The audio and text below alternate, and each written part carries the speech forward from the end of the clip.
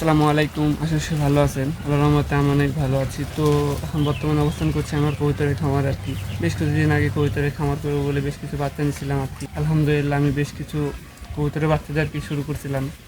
মূলত 4 জোড়া কবুতর দিয়ে আমি এখানে আর কি খামারটা শুরু করছিলাম। তো মূলত আজ যে বিষয়টি আপনার মধ্যে দেখাবো সেটি হচ্ছে যে আমার কবুতর আর কি এক জোড়া তো ডিম দিয়েছে। তো আলহামদুলিল্লাহ অনেক ভালো লাগছে।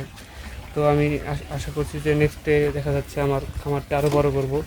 তো আমি কোন কবুতর আজকে ডিম দিচ্ছি সেটা আপনাদের উপস্থাপন করব। আশা করি সবাই ভিডিওটি সম্পূর্ণ দেখবেন। কবুতর মূলত খুব শখের একটি প্রাণী আর কি। খুব ভালো লাগে বাসায় থাকতে পারা, যখন মন খারাপ থাকে আর সেখানে খাবার দিই, কবুতর যখন খায় মুখের সামনে তখন দেখতে ভালো লাগে। মূলত আমি এই যে কবুতরটা দেখছেন এটি মূলত ফার্স্টে নিয়েছিলাম আমরা এক ফার্স্টার থেকে আর কি। ফার্স্টে আমাকে কিনছিলাম না, তো ফার্স্টে আমাকে দিয়েছিল। তো এই কবুতর দেখতে দেখতে বড় হয়ে গেছে।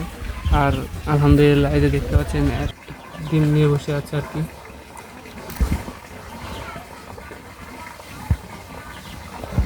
এই যে দেখতে পাচ্ছেন এর আরেকটা যে যারা মাদি আর কি, সে আর কি ডিম নিয়ে বসে আছে। আলহামদুলিল্লাহ অনেক ভালো লাগছে যে নিজের হাতের খাওয়ানো কবুতর বাচ্চা দিয়েছে। এই যে দেখতে পাচ্ছেন এটি মূলত সবচেয়ে ছোটো যে জোড়া আর কি।